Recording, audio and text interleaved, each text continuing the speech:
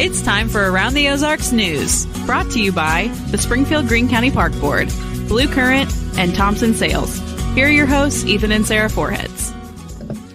Hey, good morning to you. Here we are midway through the week. It's a week that's flying by. I'll tell you that much, at least from my standpoint. I don't know about anybody else. You got a lot to do. That's why. It's going by quickly. Yeah, so let's do some news. All right. The Southeast, as you know, in the U.S. is still underwater. A lot of people still without power and resources. And this is interesting. The Missouri Task Force 1 is in the mode of human remains. Yeah, the canines and handlers are in Charlotte, North Carolina. Crews have been checking with those who took shelter in their homes to try and ensure they survived. But otherwise, the task force has activated its human remains team. It's sad. It's a sad deal. I mean, the death toll is climbing by a lot. It has the last couple of days. It's just horribly sad what's going on and caught so many people by surprise with all that rain and water. Yeah. And as far inland as it went. Right. That's what's weird about it is that the damage and destruction inland is worse than where the Category 4 hurricane hit on the coast of Florida. It's nuts. Yeah. All right. And this is also kind of a crazy story. American consumers will definitely feel the effects financially and in time, like length of time. About 50,000 port workers are on strike right now, walked off the job over their contracts. The Port Workers Union is asking for a pay raise of about 77% over the next 6 years. So, yes, that's a lot of money. They want protections against, you guessed it, perhaps automation. And many of the workers say they put their lives on the line during COVID to help make sure that critical supplies got delivered and that a big pay raise is long overdue. That so much of our foods, our goods come in via port. So it's going to be an interesting time. That would be a big pay raise. That would be a big pay raise. Yeah, no doubt. Well, interestingly, nuclear reactors come in via port as well. So this is a big deal. It's a big deal. Well, it's a massive deal. Everything comes through the ports, and because we don't manufacture much of anything in this country anymore, sadly. And this strike is happening 35 days before an election, so that plays into it as well. The response to it, whether you respond, if you respond, it's just so many different balls in the air for this one. Mm-hmm. Back here locally, a Taney County firefighter has minor injuries, but will be okay, thankfully, after battling a fire at Taney County's recycling center and transfer station. It all started as a brush fire near Camping World. Once crews realized the fire was actually a large fire originating from the transfer station, they called in for backup and extra help. Right now, they're saying it does not appear to be suspicious, but a firefighter was hurt. It's expected to be okay. Now, the election, as we were talking about, is 5 weeks away or so, and already nearly 30,000 votes have been cast. Pre-election voting soared in 2020 with COVID, and now it is not as common, but it is taking place some places. Analytic firms say 158 million people voted pre-election before election day in 2020. Absentee voting is now open, I know, in the state of Missouri. In Missouri, yeah. I think it's really interesting because it was 2020 where there was all of the ballot, just chaos, I guess you could call it. But I also did not realize there were that many millions of people who did pre-election voting. Now, that's because I'm healthy and able-bodied. So, I understand during a pandemic, but also that explains everything, Well, I think you're asking for problems with early voting. There are ballots all over the place. Yeah. There's too much that can happen, and we are a culture definitely who likes to be convenient. We But in my mind, like there are some things that just process is needed, like let the process. And also, years in advance when an election is going to be. And we've got to get to a place where it is recognized as, it's kind of like jury duty, right? Like you might have something important going on, but if you get called for jury, the beauty of the American justice system is that you report for work, and your boss actually has to pay for it. You know what I mean? Because it's important that justice work and that citizens be a part of that. Voting, same thing. Like, why are we doing any sort of excuse other than for military? Now, if you're gone and you're in the military, okay. Otherwise, it's like, be here on the day of. You've known it for years in advance. If it's important to you, then plan to be there. Well, also, who goes to bed before counting is done? That didn't happen when we first started out in news. As a poll worker, tonight is an all-nighter, period. I don't know. Well, it's a lot easier when all the votes are in one place, but when all the votes are all over the place in boxes, different places, because they came in. And then ordering ballots also gets confusing because county clerks have to be very meticulous in how many they order, from what company, where all they're going, like all of that's counted. But when it's not all going to the same place and on the same day, yeah, there's too much room for error. And it once the system is not trusted, if you call the integrity of the system is called into question, then your democracy will crumble because we are built on systems. Well, you have to trust the election, and there's too much room for error, whether it's lost boxes of ballots. I mean, it's human error. If it all happens in one day, then it's a lot easier to come up and with. And there's better checks and balances. I mean, there's election judges, and then there's also volunteers. There's lots of election volunteers. I have friends who do that in their retirement or whatever, and there's just more eyeballs. I don't know. It's being above reproach. Well, I'm not a fan of early voting. Show up on the day and let's get it done. Now, if you're going to be absentee, fill out an absentee ballot. That's a small number of people. All right. You can add heating your home to the list of what's going to cost us more for both gas and electric. Everything costs more, right? I mean, it's unbelievable. Economists are predicting a 10% increase in price. So another 10. Plus, that's a huge jump. That's huge.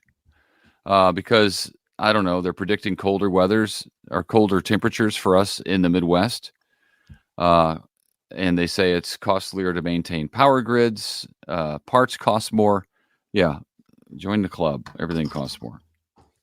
All right. Watch out for... Unfortunately, you and I just don't get to pass it on to somebody else. Yeah. Well, but even though I don't know how restaurants are making it right now, food's so daggum expensive. So, okay. Watch out for deer on the road. 'Tis the season for deer. MoDOT says that our state saw about 4,000 car versus deer crashes last year. Wow. So beware. October, November are the most popular months for that. Anytime between 6 and 7 a.m. in the morning. And then in the evenings between 6 and 9 p.m. So do be advised, with deer crashes just last year, there were 4 fatalities in the state and 420 people injured. It's a lot. It's a big problem, and it'll mess up your car really good. Yeah. And scary too. Okay. This is kind of fun. If you are a musician or a creative type like my husband, you should take part in O'Reilly's new competition. The O'Reilly's Auto Parts. Ow! You know the song. There you go. If you can give a new take on that jingle, here's like the criteria. They said, use any of the jingle versions on the O'Reilly TikTok, Instagram, or YouTube. If you think you can do it better, you can remix it where you reimagine the classic jingle and turn it into a club-worthy dance hit. Or you take the jingle to the next level with your vocal and musical talents, and it can be played as a cover. Then you can win $5,000. I think that is a great idea. There are so many people who are so creative in doing things, and now they have the capability right there on their computer. In the old days, not many people could mix a song. Yeah. Because you had to have a studio and all of that stuff. Now anybody can do it probably on their phone. Take them 5 minutes to do it. Yeah. So I think that's fun. I think that's a good idea to you crowdsource your jingle. I like it. We could use an additional $5,000 right now, and you are super creative, so get on it. I'm not musical, but no, you're not musical, but you're creative, and like you don't really have to be able to sing. I could just ask AI to do it. It's true. You could do that too. Be done in about 2 seconds. Right. There's also going to be runner-up. So if you get runner-up, the first or second runner-up, they get $2,000 each. That's cool. But I think you should go for the $5,000 prize. Anyway, so you have between right now and October 31st to do that. Check it out at O'ReillyJingleContest.com. O'ReillyJingleContest.com. It's fun. All right. That's it. We have a lot of fall events. I told you about some of them yesterday. If you go to AroundTheOzarks.com, you can click on events and then it pulls up a calendar and you can scroll through that and look at all sorts of things that are happening this weekend and even during the week. If you want to do something tonight, for instance, you can do that. But yeah, it looks like it's the Evangel University homecoming this weekend. I told you about the haunted history walking tour with the History Museum. Also, we didn't mention this yesterday, the Relics amazing garage sale. Relics is super popular. First Friday art walk. So there's so much going on this weekend and you should check it out. Oh, the Rutledge Wilson Farm Park's Harvest Fest, which is super fun for kids. We used to drove take by hours that all the time. I drove by that last weekend, and it took me back to remember the picture of Caroline on the horse on the cow train. The cow train. Was it a cow? Well, there's the cow train, but then there's like the pony. Right. She was on a pony, and then she was also on that thing. I drove by, and it took me right back. Yep. Well, that's happening this weekend. So check it out, AroundTheOzarks.com. Look at the events calendar. There's seriously so much there for all age groups too. And then also the contest. We have been telling you about this because we are now in, I guess, what is it, week 6? Or is it week 5? I don't remember. Week 5 or 6 of the Branson Bowl. Yeah. Okay. Week 5. And it is the Branson Bowl. We are giving away Chiefs tickets whenever they have a home game. This week's prize, though, is a Rashee Rice signed jersey. Yeah. You will also get some custom gear from Branson and the Kansas City Chiefs because Branson is the official vacation destination of the Chiefs. Yeah. And it's just a fun contest. We've had a lot of fun being able to tell the winners that they are the winners. And somebody's got to win. So go to AroundTheOzarks.com, click on contest, play in the Branson Bowl, and you will need a keyword from this week, which is... The keyword is shopping. There you go. The keyword is shopping. It's going to be a great time, and we hope that you play. We hope that you play to win. Yeah, it's easy to win. You don't have to know anything about football. Just remember the word shopping. Yeah. That's about it. And the game, I mean, it's fun to get a signed jersey, but also how cool to get tickets to the games that are at Arrowhead. So really good prizes, and somebody's got to be the winner. You know, I was at soccer practice last evening after dark, and it was cold. Yeah. I was actually cold. I believe that. I was cold outside. I had to go to the car and get a jacket. And I'm like, all right, well, I'm just going to be uncomfortable. I'm just going to hunker down for the rest of winter. I'm going to hibernate. I'm going to go into my hole. Until I recommend it. Like April. Yep. Maybe May. Coming out in April. Okay. It was cold, though. Yeah. It was down to the 40s last night. Probably still is this morning. I haven't been outside. Yeah. Okay. All right. Well, we'll see you tomorrow. Thanks so much for joining us. We hope you have a super great day. Yeah. See ya.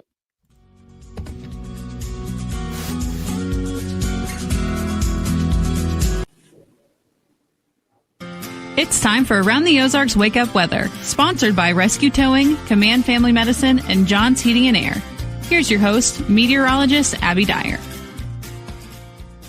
Good morning, everybody.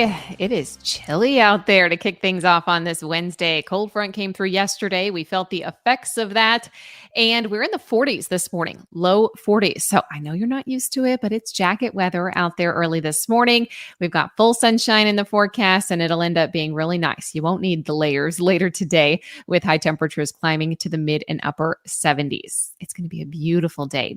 A whole lot of sun, as I mentioned, perfect for working in the yard. We've got this nice fall weather, cool mornings, cool evenings, but a warm up is on the way. So enjoy the cool down while it lasts. I expect that as we head into the rest of the week, we'll see temperatures climb just a little bit more each day. Today, though, the focus is on these 40s, and we've even seen some low 40s reported, especially out in our northeastern counties, places like Rolla, all the way down through portions of Shannon County, well up into central Missouri along I-70. There's some chilly air up there this morning. It's going to take some time to warm that up. So we're starting out in the 40s around 5 a.m. I have us climbing into the 70s by this afternoon, but we'll spend most of the mid-morning hours likely in the 50s and low 60s. So nice and cool, a brisk morning walk for you today. Full sunshine expected, not just today, not just tomorrow, not just through the rest of the week, but I've got it all through the weekend. There's not a whole lot going on in this forecast. The biggest thing was that cold front that came through for us yesterday.